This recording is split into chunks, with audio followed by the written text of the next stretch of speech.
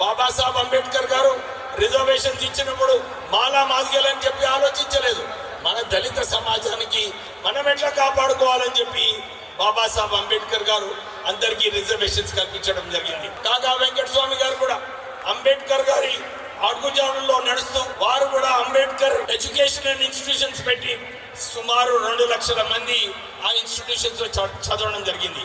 అక్కడ కూడా చాలా మంది మాల మాదిగలు ఉన్నారు. ఎప్పుడు కూడా అడగలేదు ఎవరికి అడ్మిషన్ లో మీరు మాల మాదిగని అడగలేదు. అది బీద ప్రజలు మన దళితులకు మనం మంచిగా చేయాలని చెప్పి కాకా వెంకటస్వామి గారు ఎప్పుడు కూడా అదే పోరాటం చేశారు.